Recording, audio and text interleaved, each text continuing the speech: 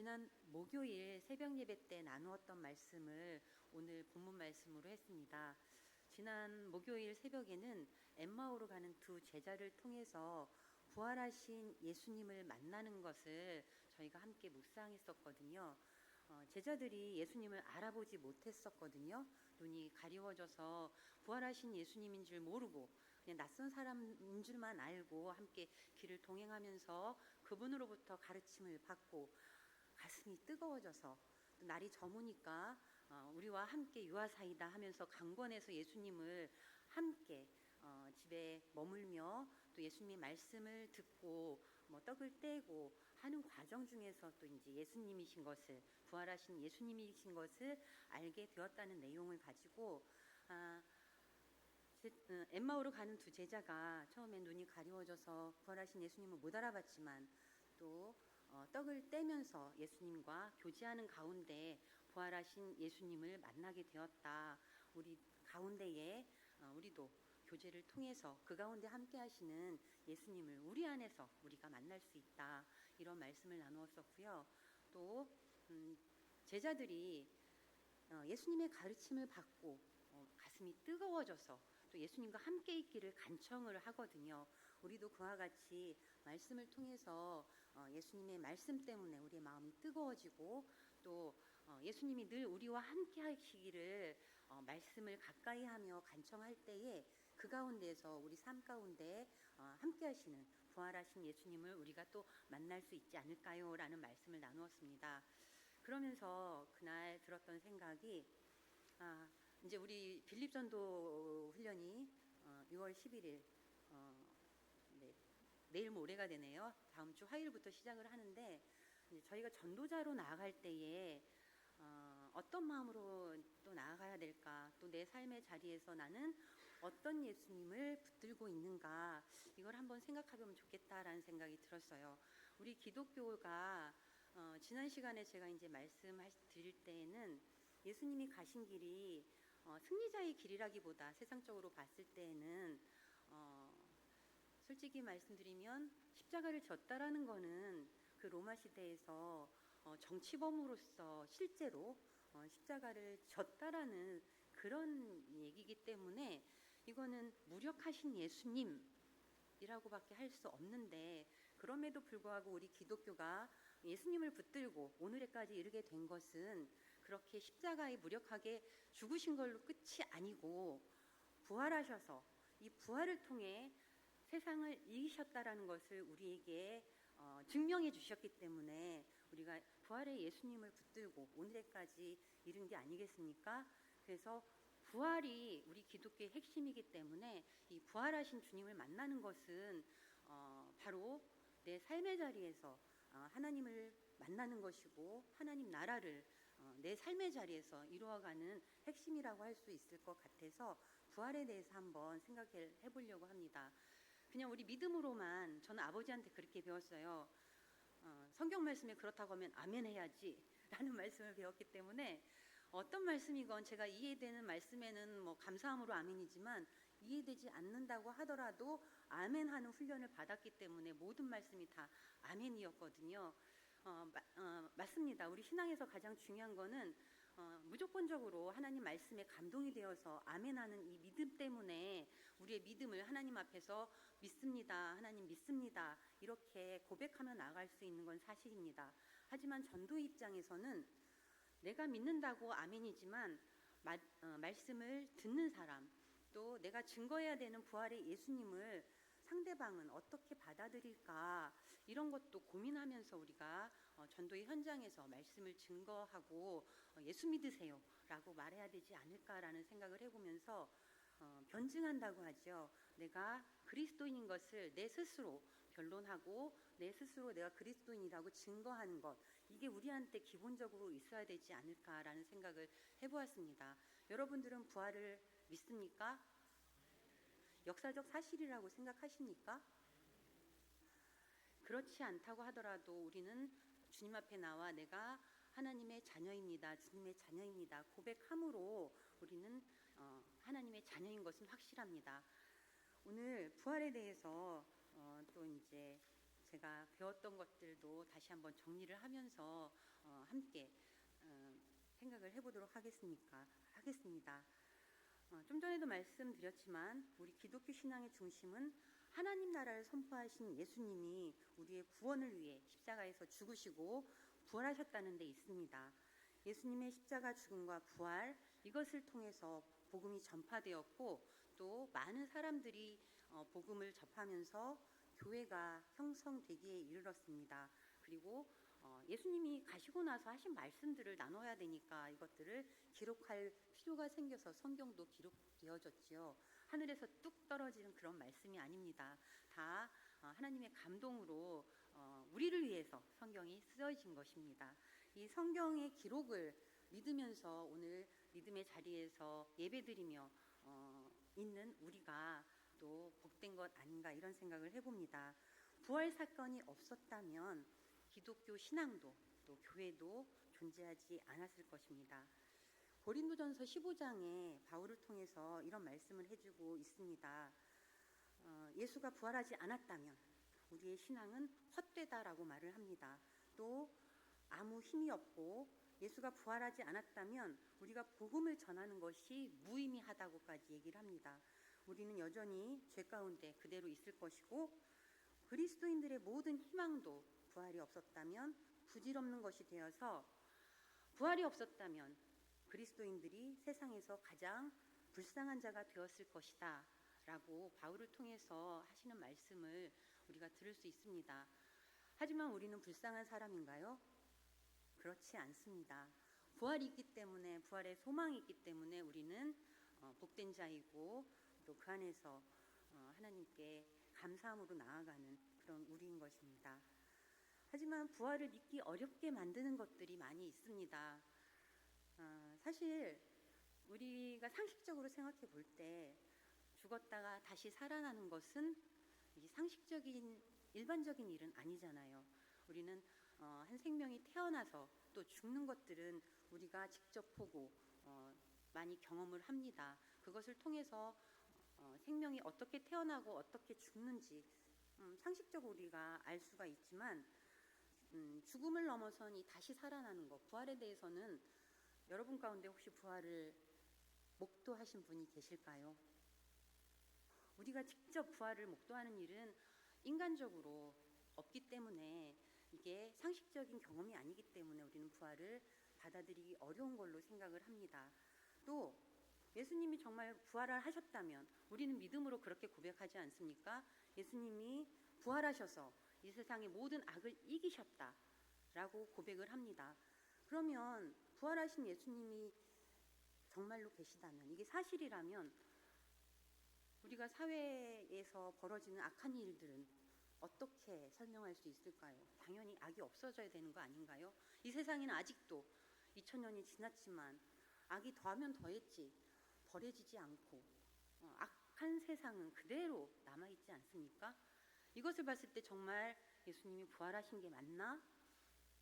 정말 이 세상을 이기신 게 맞나? 우리 스스로도 이런 질문들이 되지 않습니까?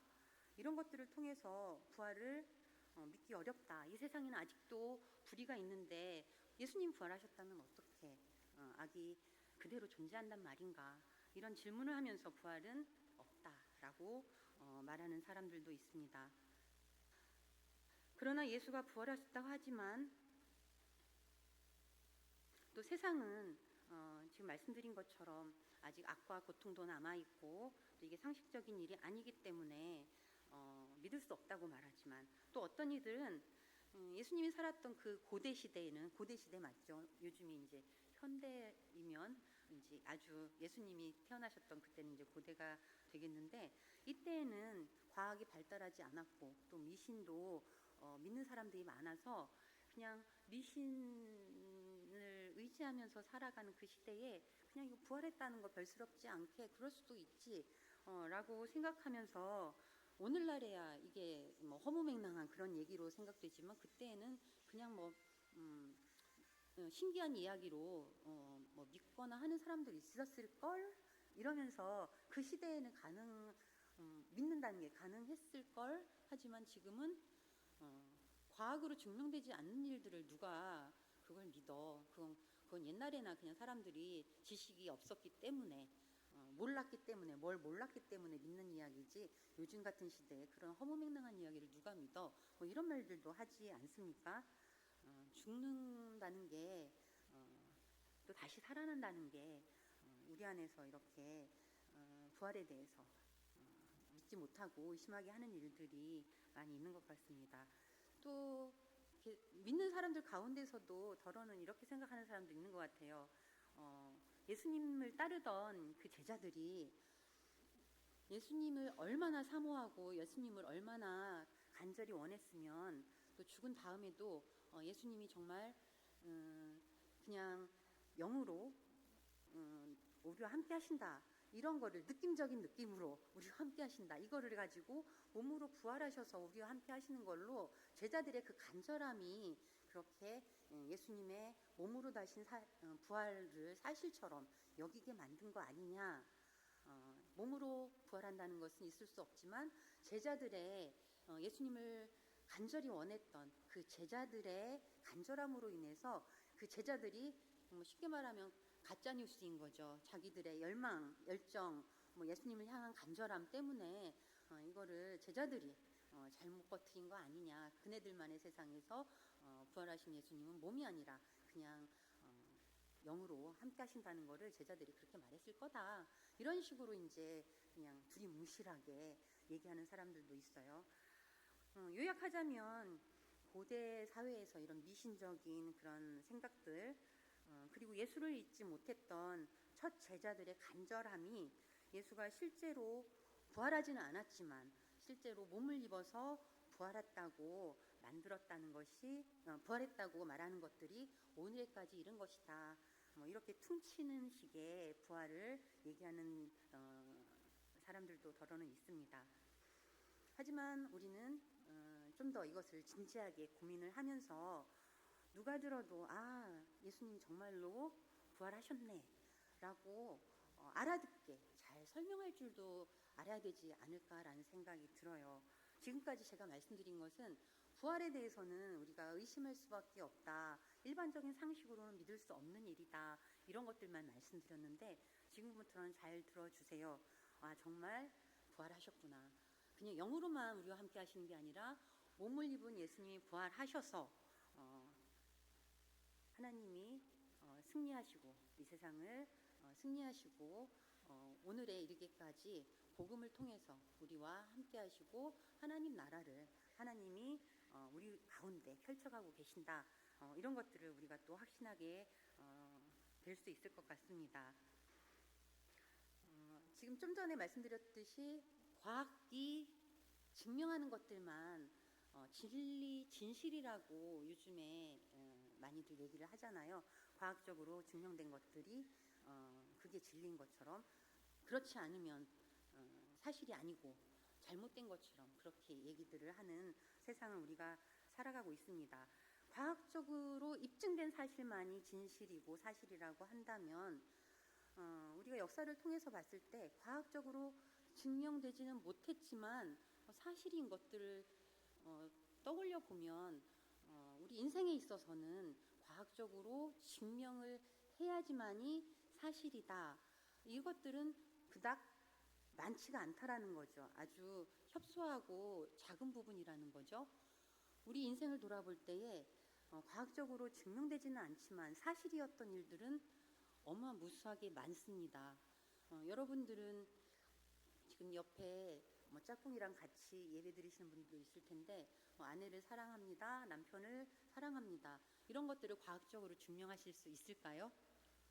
또 우리 안에 믿음으로 이렇게 교제를 하면서 사랑이 이렇게 넘칩니다. 이것도 과학적으로 설명할 수 있을까요? 친구들 간의 우정도 마찬가지겠죠. 이런 것들을 과학적으로 설명할 수 있을까요? 우리의 삶을 통해서 봤을 때 과학적으로 증명한다는 게 그닥 큰 일이 아니라는 거죠. 오히려 그 밖에 사랑이라던가 우정이라던가 삶에 있어서 더 중요한 부분들은 과학적인 설명이 아니라 다른 것들로 더 설명이 되어질 수 있는 부분들이 많다라는 거죠. 우리 개신교는 1517년에 종교개혁으로부터 오늘에 이르렀습니다. 종교 개혁을 루터가 뭐 이제 주도적으로 이끌었다. 하지만 이것도 과학적으로 증명할 수 있는 사실은 아니지요. 그냥 역사 가운데 기록이 그렇게 있었으니까 그렇다더라 이러면서 이제 우리가 믿는 사실이잖아요. 이렇게 봤을 때 과학적인 사실이라는 것은 우리 삶에 있어서 그 중요성이 아주 작다라고 볼 수밖에 없을 것 같아요. 그러면 우리가 생각해 봐야 될 것은 과학적으로 설명하지 못하는 것들 어떻게 입증하면 될까?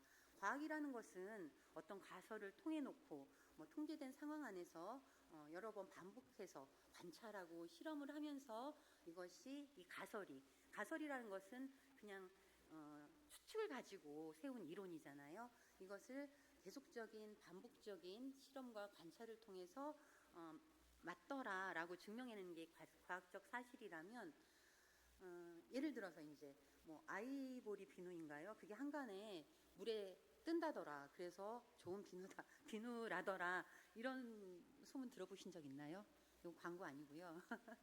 근데 이런 가설이 있다고 쳐서 이걸 증명하려면 그냥 물 떠놓고 거기 아이보리 비누 탁 던져보면 뜨는지 안 뜨는지 확인할 수 있잖아요. 근데 한 번 가지고 이게 과학적으로 입증됐다라고 말하기는 부끄러우니까 100번이건 1000번이건 해보고 그게 100%다 그렇더라 하면 이게 과학적인 사실이야 이렇게 말할 수 있지 않겠습니까?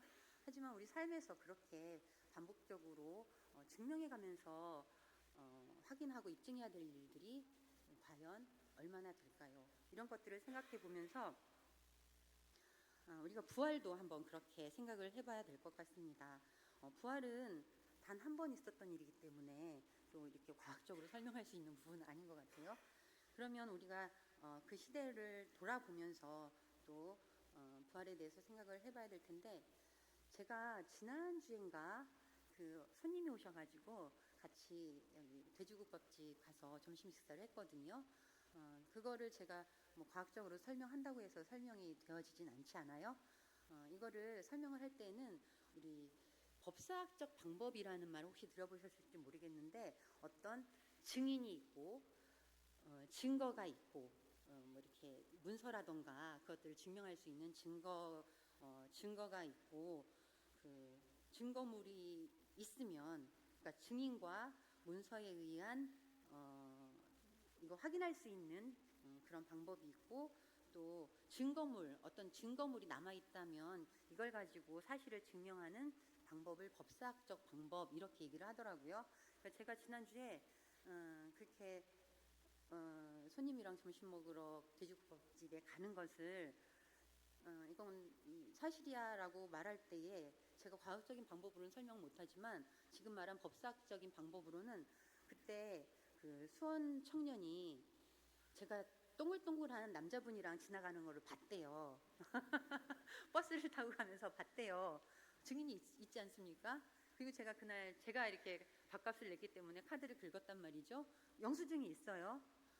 그리고 그날 제가 입었던 옷을 보면 그 집 반찬이 맛있더라고요. 아마 어딘가에 김치 국물이 흘러 있었을 거예요. 튀었을 거예요. 증거물로 내놓을 수 있죠. 이런 것들을 통해서 나는 그날 몇 시에 무슨 식당에서 누구랑 밥을 먹었어 라고 제가 법사학적으로 이렇게 설명하고 사실인 것을 증명할 수 있는 것처럼 예수님의 부활도 우리가 그렇게 접근해 볼 수가 있다라는 거예요. 성경에 보면 그 처음에 예수님의 부활을 증거한 사람들은 다 여인들이었어요. 기억나시죠? 예수님의 부활을 목도하고 예수님 부활하셨어 라고 외친 사람들은 다 여인들이었어요. 근데 그 시대에 여인들의 위치가 여러분들도 다 아시지만 고대 시대에는 여인들을 사람으로 취급하지 않았었습니다. 이게 여성 참정권이 요즘에는 우리 다 투표를 하니까 뭐 아주 오래전부터 있었던 걸로 생각하시지만 이게 참정권이 있은 지가 100년도 채 안 돼요. 그럴 만큼 여성의 위치가 고대에는 낮았었고 여성들이 하는 그런 말들을 법적으로 그 증거로 삼는 일은 없었습니다. 근데 초대교회에서 또 초대 시대 이때 당시에 여인들의 입을 통해서 예수님이 부활하셨어요라고 말한 것을 성경에 기록했다라는 것은 이게 사실이 아니면 이렇게 기록할 수가 없다라는 거죠. 왜냐하면 신뢰도 받지 못하는 여성들이 하는 말을 신뢰도 받지 못하는데 교회 입장에서 복음을 증거하고 많은 사람들을 교회로 모이게 하려면 복음을 증거하려면 좀 더 신뢰도가 높은 사람들의 입을 빌려서 부활을 얘기했어야 되지, 아무런 권위도 없고 신뢰도 받지 못하는 법적인 증거조차도 종거로도 쓰지 못하는 여성들의 말을, 여성들의 입을 통해서 부활을 선포했다라고 기록에 남아있다라는 것은, 이것은 사실이 아니면, 이 시대의 사실이 아니면 기록으로 남길 수 없다라는 말들을 해요. 저는 이거에 굉장히 동의를 하거든요. 전도하는 입장에서 이게 많은 사람들을 모을 수 있어야 되는 그런 강력한 힘이 있는 말씀이 되어야 되는 건데, 그런 연약한 여성들의 입을 통해서 이렇게 말씀하셨다라는 거는 굳이 왜 여성들의 입을 통해서, 이런 생각을 해보면서 그만큼 사실이었기 때문에 부활을 여성들의 입을 통해서 처음 부활을 목격했다라고 증거하게 하면서 씌워졌다, 사실일 수밖에 없다, 이런 생각을 또 해보게 되고요. 또 이 당시에 우리 성경을 통해서 우리가 이제 부활을 얘기를 하지만, 이 부활이라는 것은 그냥 영적인 부활을 얘기하는 게 아니잖아요. 지금 저희가 영적인 영의 부활이 아니라 몸을 입고 몸으로 부활하신 예수님을 얘기하는 것이기 때문에, 이 당시에 시대가 몸을 통한 부활, 이런 것들에 대해서는 문제의 소지도 많고, 또 문제의 소지가 있을 뿐만 아니라 이 몸이라는 것을 그렇게 중요하게 생각하지 않았어요. 고대 시대에는 영적으로 이 영이 더 우월하고, 이 육신의 몸이나 물질 이런 것들은 하찮게 여겼기 때문에 예수님의 부활을 얘기할 때도 영지주의라고 들어보셨죠? 이단들. 예수님이 다시 몸으로 사신 게 아니라 그냥 영으로 오신 거고, 그거를 우리가 이 현실 세계에서 몸으로 오신 건 아니고 영으로 오신 건데 우리가 착각하는 거다, 이런 영지주의자들이 있거든요. 영의 부활만 얘기하고 영적인 부분만을 얘기하는, 영적인 그런 중요성만 얘기하는. 근데 영지주의는 아까도 말씀드렸지만 이단이거든요. 우리 기독교 신앙에서 부활은 영적인 부활을 말함과 동시에 몸의 부활을 중요하게 생각하고 몸의 부활을 얘기하는 겁니다. 그래서 몸의 부활을 부정하거나 의심을 한다는 것은, 이것은 저희 정통 기독교는 아닌 거예요. 그래서 몸의 부활을 이 고대 시대에는 생각을 해보지 않는 그런 시대였어요. 중요하게 생각하지도 않고 그랬기 때문에 몸의 부활을 이렇게 여인들의 입을 통해서 증거하고 또 그것을 기록으로 남겼다는 것은 아주 중요한 거고, 이게 사실이 아니었다면 굳이 이렇게 기록되지 않았을 거라는 거죠. 이 시대가 1세기 지중해 이제 그리스 로마 시대잖아요. 이 시대의 상황을 우리가 조금 더 생각을 해보면 이런 설명을 조금 더 설득력 있게 들으실 수 있을 것 같아요.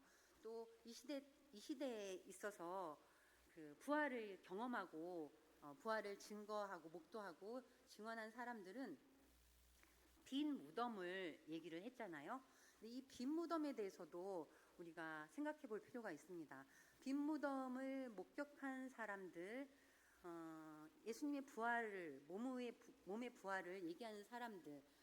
근데 이 시대에서 이런 얘기를 듣고 이게 사실이 아니었고 무덤이 비어있지 않았었더라면, 예수님을 따르는 사람들도 있었지만 반대자들, 적대자들이 많았었기 때문에 이런 얘기들에 대해서 적대자들이 가만히 있지 않았을 거라는 거죠. 빈 무덤이 아니라 무덤에 시체가 있었다라고 분명히 반박할 수도 있는 그런 시대 상황인데, 그렇지 않았다라는 거는 빈 무덤에 확실하고 예수님은 부활하셨다라는 증거가 된다라는 거죠. 이 빈 무덤 자체가 예수님의 부활을 증거하는 그런 확실한 증거가 되는 것이고요. 또 빈 무덤을 가지고 얘기할 때 좀 전에 말씀드렸던 것처럼 이걸 예수님의 적대자들이 반박하지도 않았지만 못했지만 또 이걸 가지고 복음을 증거하는 많은 사람들이 복음을 계속 흘려보냈을 텐데, 사실이 아니라면 흘러가는 과정 중에서 그 당시에 사람들이 많이 소동하고 이것들에 대해서도 바로 잡으려고 여기저기서 소란들이 있었을 거라는 거죠. 근데 역사는 그런 기록이 없습니다. 예수님의 부활을 놓고 빈 무덤과 그것을 증언했던 사람들 뿐만 아니라 반대 입장에서 바라보며 예수님의 적대자들 속에는 유대인들도 포함이 돼요. 사실은 유대인들을 통해서 예수님이 또 이렇게 고난당하시고 십자가를 지셨기 때문에 그 모든 사실들에 대해서 부활 이후에 따른 반박하는 이런 일들이 역사적 자료를 통해서 남아있는 일들이 없습니다. 오직 성경만이 예수님의 행적을 얘기하고 예수님의 부활을 얘기하지만, 인류학자들은 지금에 있어서 어떤 얘기들을 하냐면요, 인류학자들이 고대 사회이더라고 할지라도 그 시대의 역사를 기록하는 것에 있어서는 사실이 아닌 것들을 그냥 우리들이 흔히 이야기로 지어내서 하는 이야기들을 역사적인 사실로 기록하거나 했을 때는 그 처벌도 엄중했을 뿐만 아니라 고대 시대에도 이런 것들은 금지하고 있었기 때문에 역사적 사실과 어떤 지어낸 이야기를 기록으로 남기는 것들은 구분해서 기록하고 했다라고 인류학자들이 얘기를 하거든요. 성경에 있는 이 이야기들은 역사적인 사실로 또 인류학자들을 통해서 우리가 알게 되는 거죠. 이런 사실들을 통해서 우리는 부활은 실제로 있었던 사실이라고 알 수가 있고, 마지막으로 또 우리가 기억을 해야 될 것은, 부활이 사실이라고 해도 이것을 증거하는 사람들의 삶이 부활을 증거하는 삶을 살아내지 못했다면 2000년이 지난 오늘까지 예수님의 부활이 전해졌을까, 이런 생각을 해보게 되는 겁니다. 이 대목에서 예수님의 부활을 증거했던 제자들의 삶을 우리가 생각해 볼 필요가 있습니다. 제자들은 삶을 통해서 부활을 증거했던 사람들입니다. 오늘 아동부 예배 시간에 우리가 사도행전 말씀을 함께 나눴거든요. 초대교회 사람들에 대해서 나눴어요. 초대교회 사람들은 모여서 예배하는 공동체 속에서 서로의 필요를 채워주고 함께 공동으로 생활하고 물건을 나누어 쓰는 그런 일들을 했다라고 기록이 되어 있는 것들을 나누면서, 초대교회에서 이렇게 하나님께 예배 드리기만 했을 뿐만 아니라 서로를 돌보고 섬기고 헌신하는 삶을 통해서 밖에 그리스도인이 아닌 사람들한테 칭송을 받았다라는 그런 이야기를 통해서 초대교회 사람들뿐 아니라 예수님이 돌아가시고 나서 부활을 겪어낸 그런 사람들의 삶이 예수님의 부활을 몸으로 증거하는 그런 삶을 살았기 때문에 오늘에까지 복음이 이르게 된 것이다, 이런 생각을 또 하면서 오늘 아동부 예배를 드렸었거든요. 우리는 예수님을 믿습니다. 부활의 예수님을 믿습니다. 이 부활의 예수님을 믿는다라는 것이 입술의 고백으로만 그쳐서는 안 될 것 같습니다. 초대교회 사람들이 몸으로 삶을 통해서 부활을 증거했던 것처럼 우리 오늘 살아가는 21세기를 살아가는 오늘의 우리도 부활하신 예수님을 믿는다면 예수님을 따라가는 삶을 통해서 부활을 증거하는 삶을 살아야 되지 않을까라는 생각을 해보았습니다. 처음에 들어가면서 이제 빌립 전도 훈련을 말씀을 드렸는데요. 우리 2개월 동안 또 뜨겁게 훈련을 받고 또 현장에 나가서 전도하고 또 성도님들의 기도에 응원을 받으면서 협력하여 선을 이루어가면서 또 이 과정을 이겨낼 것 같습니다. 삶을 통해서 복음을 전하는 우리가 되기를 소망해 봅니다. 기도하시겠습니다. 하나님